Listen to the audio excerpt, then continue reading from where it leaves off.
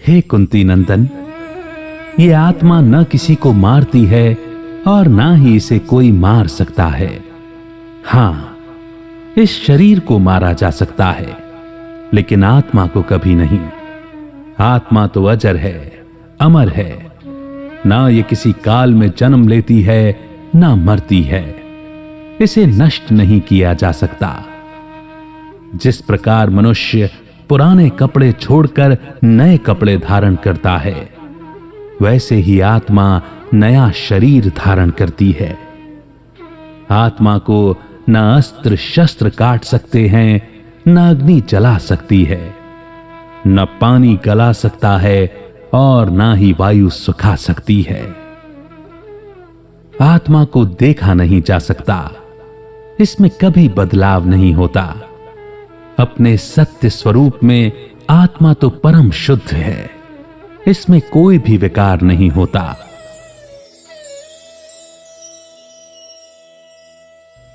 यहां आत्मा के स्वरूप के बारे में बताया गया है।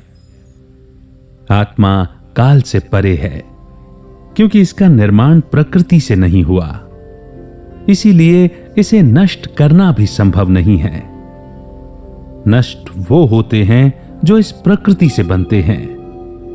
कोई भी चीज नष्ट तब होती है जब उसका कोई साकार रूप होता है, या फिर वो 5 तत्वों की बनी प्रकृति से बनी हुई होती है, अथवा जिसे हम इन इंद्रियों द्वारा देख सकते हैं या अनुभव कर सकते हैं।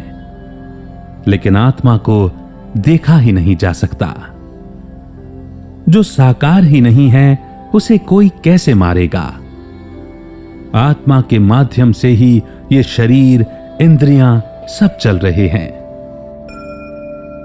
आत्मा को रथी भी कहा जाता है और शरीर को रथ।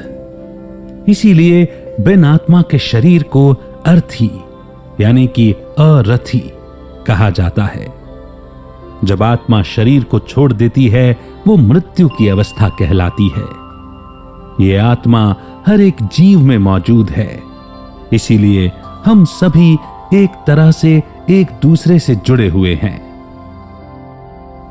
मनुष्य की सबसे बड़ी कमजोरी है मौत का डर। यह डर उसे आगे नहीं बढ़ने देता। मौत से डरने की नहीं, बल्कि उसे समझने की जरूरत है, क्योंकि मृत्यु शरीर को आती है और ये एक अटल सच है। वो तो होना ही है। जब सेल्फ रियलाइजेशन के द्वारा हम खुद को आत्मा मान लेते हैं, तो समझ जाते हैं कि मैं आत्मा अजर, अमर, अविनाशी हूं और ये शरीर नाशवान है।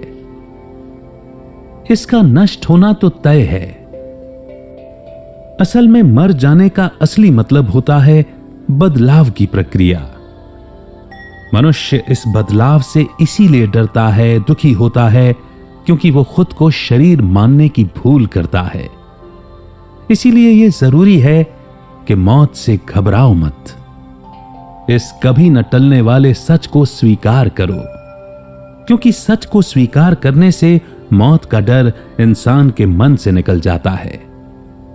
अगर इंसान के मन से यह डर निकल जाए तो वो निर्भय हो जाएगा और बेखौफ होकर अपना कर्म कर पाएगा। यहां बेखौफ होने का अर्थ यह है कि मरने के डर से कई बार हम अपनी जिम्मेदारियों से पीछे हट जाते हैं और डर इंसान की मानसिक, बौद्धिक शक्तियों को खत्म कर देता है, यानी सोचने समझने की शक्ति भी खत्म कर देता है। इस कारण से उसके कर्मों की क्वालिटी बिगड़ जाती है और फिर इंसान को कर्म के अकॉर्डिंग ही फल भी सजा के रूप में भुगतने पड़ते हैं। यह ज्ञान कर्मों की ही समझ देता है। एक डरा हुआ मन कभी भी सही कर्म और निर्णय नहीं कर सकता।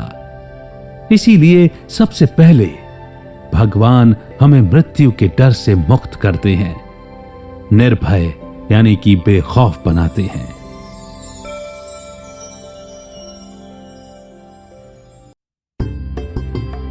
नमस्कार। आपके एहसास, आपकी फीलिंग्स कमेंट सेक्शन में लिखकर हम तक जरूर पहुंचाइएगा, ताकि हम अपने काम को और बेहतर कर सकें। एक नए चैप्टर के साथ फिर होगी जल्द ही मुलाकात। तब तक रखिए अपना बेहतर ख्याल। जय हिंद, जय भारत।